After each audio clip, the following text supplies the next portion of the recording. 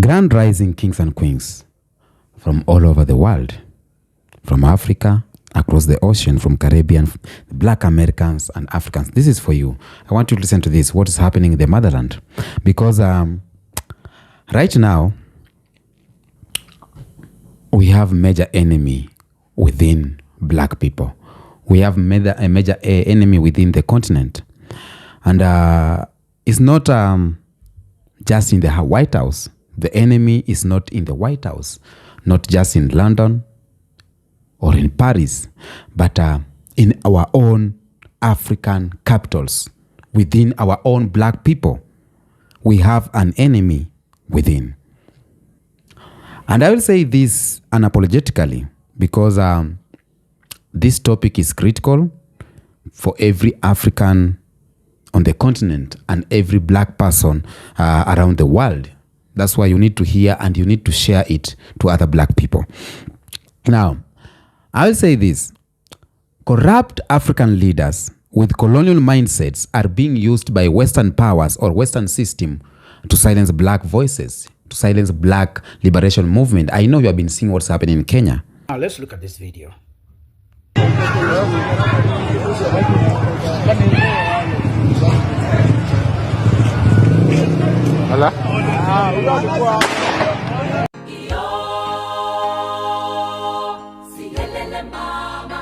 I know you are seeing what's happening in Burkina Faso. I know you are seeing what is happening in Ivory Coast. And I'll say this. We're seeing it in Burkina Faso. In Mali, we're seeing it in Kenya. And it's all by design. It's all by design. African leaders who are corrupt, they are against African liberation because they were trained and paid to be. Okay? So, this is about us Black people. And we need to know what are we going to do about this. Because in Kenya, Black voices are being raised. Black people are being raised as questions. Africans, Kenyans are protesting. But at the end of the day, we are being silenced by killings, elimination, and everything. So before we continue, let's watch this first and then we go on. And if we are cowards, our children will ask us questions. Imagine if in Burkina we refuse to fight and we accept to submit to live in slavery. Tomorrow our children will grow up. They will ask questions. Were our parents cowards to leave us in slavery? Whether we are alive or dead, we will feel it. The coward is afraid. And the imperialists have understood. They try to instill fear in the leaders so that you become cowards. Because when you are a coward, all other vices can arise. They do everything to make us afraid. They come into our palaces. They threaten us directly or with veiled threats. Of course, we respond as we should. They always take examples. They will tell us, Thomas Sankara tried to do it like this, but where is he? He is dead. The Haitian president, he tried to do it like this. Where is he? He is dead. Gaddafi tried like this. Where is he? He is dead. These are the veiled statements made to us to instill fear. And then we also often see some young people trying to follow in the footsteps in a different way. You can hear them say, such a person ruled like this, he has the sepulcher. Such a person ruled like this, he is in prison. All this to try to scare us, to make us cowards. I think they haven't understood something. When we say the homeland or death, we shall overcome, it's not just a phrase, it has its full meaning. We are not afraid and we will never be afraid. We will continue our struggle. Welcome back. And I will start by explaining the colonial mindset. You see, many African leaders didn't just free themselves mentally. And that's why when you talk about Nelson Mandela, some say he's a sellout. When you talk about Jomo Kenyatta from Kenya, some say is a sellout, and many leaders, African leaders who they were portrayed as the heroes who liberated Africa from colonial period, they are not the ones who we think they are. And when colonial powers gave them these flags, the anthems and passports, no, they were trained in colonial schools. Someone like Jomo Kenyatta from Kenya was trained in colonial schools, was given scholarship to Britain. Some were given to France or America and taught to love the West more than they love their own people. I don't know if you have ever think of this. We are being told Jomo Kenyatta went to Britain. Who and who went to this country? They went there to be taught how to love the colonial people, how to love the West more than they love their own people. And this is dangerous psychology of economy. Black skin with European minds. That's what it is. And these leaders were told to protect foreign companies, to protect Europeans' banks, to protect white military interest. They were told to fear African unity. And that's why you see when youths are joining hands, when youths are protesting, when youths are speaking together in the internet or elsewhere, they are getting blocked. They were told to block Pan-African progress. They were told to attack anyone who tries to free the people from poverty and dependence. And that's why we always ask questions. Why are our own leaders killing us when we are asking for justice? Why are our own African leaders eliminating us when you are saying free this person, when you are saying reject financial bill, when you are saying end corruption? Why? We are your brothers. We are your cousins. We are your mothers and fathers, but they don't care. They use police to do that. They use police to stop anyone who tries to bring the change in the country. Why? Because of this thing. This is the world we are living today. These people we see, they are not African leaders. These we see, these are colonial agents or colonial agents wearing African faces. The president we are choosing. That's why we always say, we never choose our own presidents as Africans. These presidents are being chosen by the system. That's why someone who you want will never get the votes. If you want Julius Malema to be in power, he'll never be there. Those who wanted Raila Odinga, he'll never be there. At the end of the day, even this opposition leader, they are saying, we don't gain anything, let's join hands. And that's why these cool leaders like Ibrahim Traore, they are doing great things because they don't have colonial mindset. And that's why they will not advise for a coup because they know what comes with the coup. A lot of coup are sponsored by Western powers because of what? Because the one who is in power is against them. But coups that happened in Mali, Burkina Faso and Niger, they were self-sponsored by the people. People wanted change. And that's why they are against them. A true example of African resistance is Burkina Faso. Burkina Faso, led by Captain Ibrahim Traore, is doing exactly what every African nation should be doing right now. Ibrahim Traore is doing what we need African leaders to be doing right now, kicking out colonial forces, taking back resources, rejecting Western dominance, promoting Pan-African unity. That's what Traore is doing, promoting Pan-African unity, bringing together African diaspora with Africans, African Americans with Africans, Caribbeans with Africans, rejecting colonial powers, sending away colonial military, building black banks.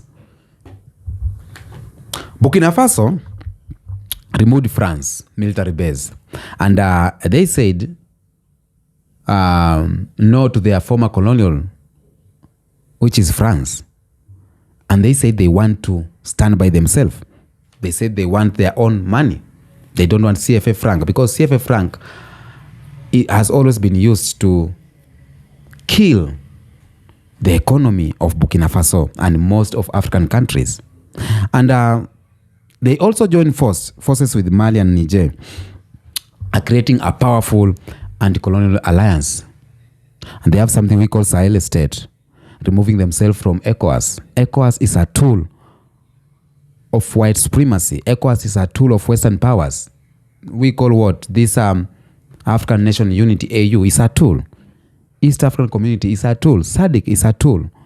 If you want to go forward as a country, you need to remove yourself from these tools, from these vehicles, and start working alone. I'll say this. These nations that I've mentioned here, Burkina Faso, Mali, are showing Africa that we don't have to bow down in Paris. We don't have to bow down London and Washington or Brussels. We can do it by ourselves. But have you noticed the Western media attacking them? They call them anti-democratic. They claim Traore is a dictator. Why? Because he is not controlled by the colonial puppet strings. He is not controlled by anyone. He is doing what his mind is telling him. And let me tell you, my black family, when you stand for Africa, you become an enemy of the West. That's reality. When you stand for Europe or America, you get the loans, the IMF and everything. You get the weapons, you get the fake respect, and etc., etc. But Traore is standing for Africa. And that's why the world is watching Burkina Faso closely. Very, very closely. They are paying attention to him, what he's doing. There is my country called Kenya. And that's why I talked about this video. Kenya, and I will say in a very polite way, is the betrayal of the youths, betrayal of the Pan-African, betrayal of the unity of black people. That's my home. And we are seeing another side of this struggle from Kenya. Burkina Faso is the other side of the coin. But when we go to the other side of the coin, we have Kenya. Kenyan youths are rising up, and each and every people are saying, yo, see what Kenyans are doing. They have the mind. They have the zeal for change. They want change. And that's why they are outside the street. That's why they are standing again for each other. We as Kenyans, we are tired of a broken system. We are tired of a system that have colonial mindset. We want change. The Kenyans we are seeing right now, they are tired of jobs that we are going to foreigners every time and then, going to Saudi Arabia, Turkey, German, going to work there. A lot of youths in Kenya, they are unemployed and they have been promised jobs, but these jobs is not within Kenya, it's outside. Kenyans youths are tired of billion-dollar loans from the West, making their future hopeless and tapped in debt.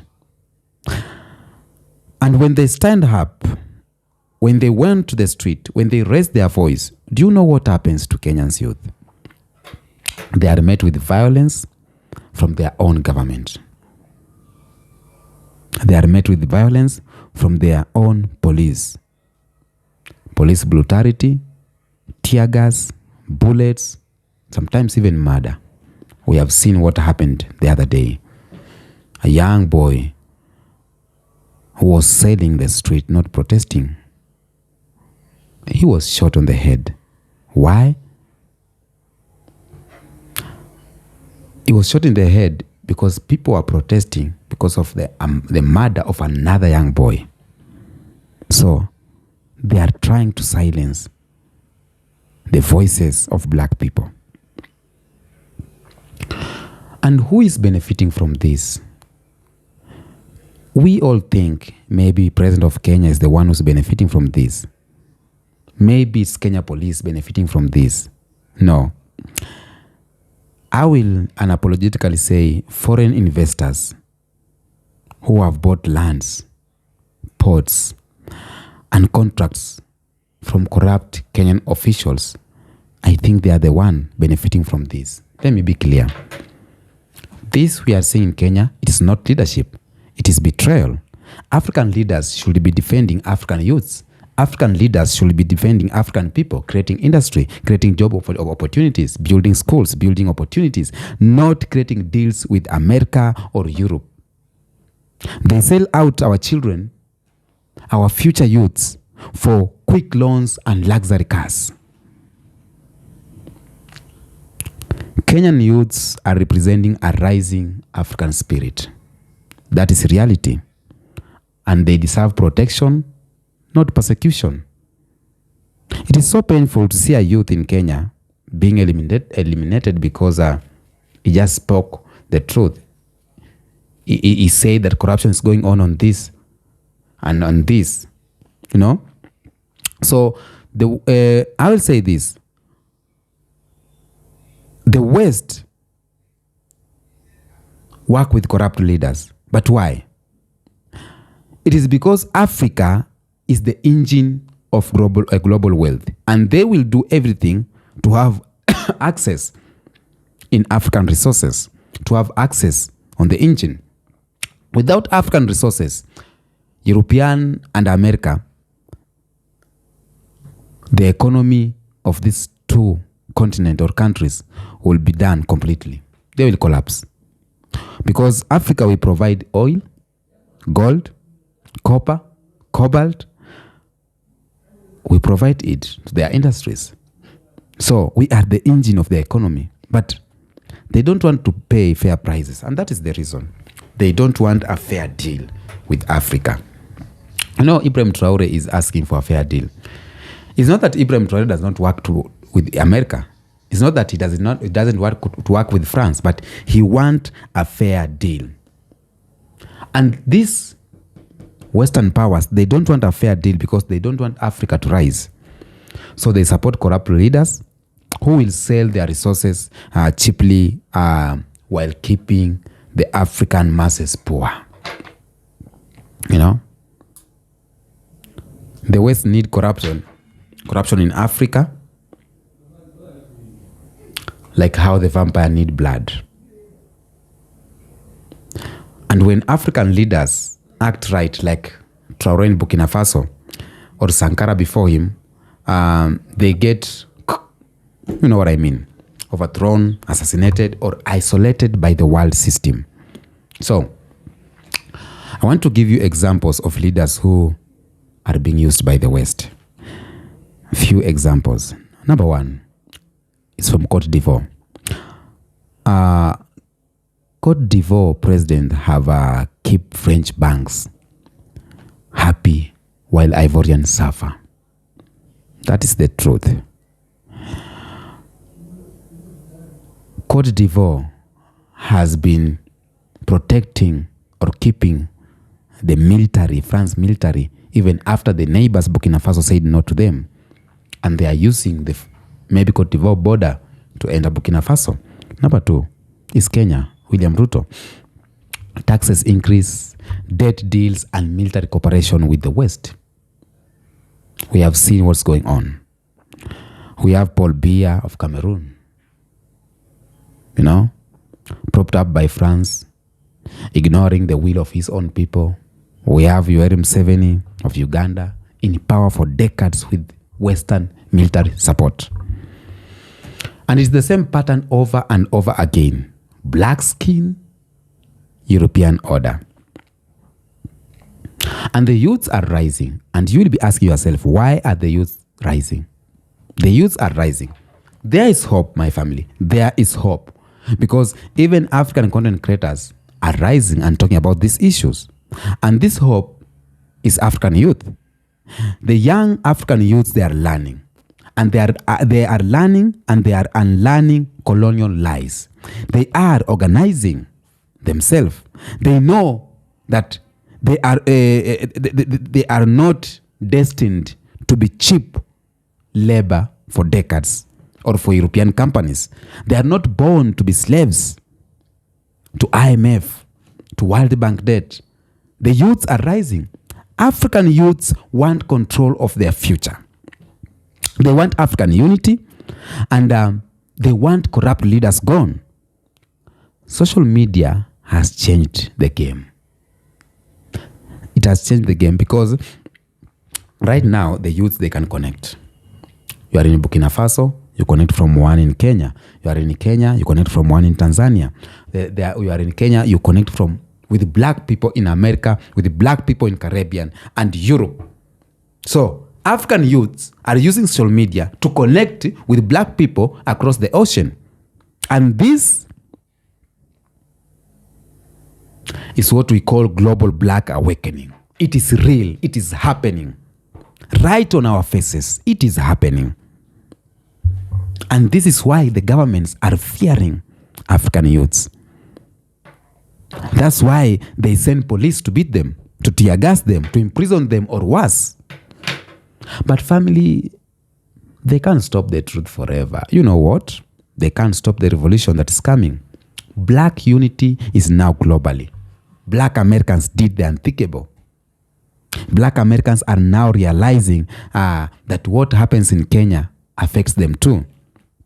Caribbean nations are waking up to the fact that African resources fuel global power while they live in poverty. African resources is fueling global power. European, America, but Caribbean people are still living in poverty. So when the global black family connects from Accra to Atlanta, from Kingston to Kisumu, Kenya, that's when the true power rises. And that's why corrupt African leader fear Pan-Africanism. It's not just about uniting Africa. It's about uniting all black people everywhere. So, what do we do as black people? What is the solution as African youths? I think we need to expose the traitors. Speak out against corruption. Speak out against corrupt leaders. Name them if you can. Refuse to praise them. Don't clap for them. When you see them, don't just clap for them. Support real liberation movements. Black leaders like Traore, spread their message, educate others, educate African youths, teach real African history. Sankara, Lumumba, Kwame Nkrumah, and stop letting colonial schools control the minds of our children. And I'll say unite as African first. Forget tribalism. Forget the borders that were put there. Pan-African unity is the only way forward. Pan-African unity is all we need. Let's connect with the global black movement, with black Americans, with Caribbeans. Okay? Because the colonial system is still here. We can't lie to each other. It is still here. But now it wears a black mask. It is using our own. But the mask is falling off. African youths are rising. Black voices worldwide are rising. And the new generation will not bow. We are entering a new era. And this era, it belongs to us, as black people. Okay? Grand rising to you all. Stay focused. Stay African. Stay black. And stay ready, because Africa is our business and black is who we are. Until next episode, peace out.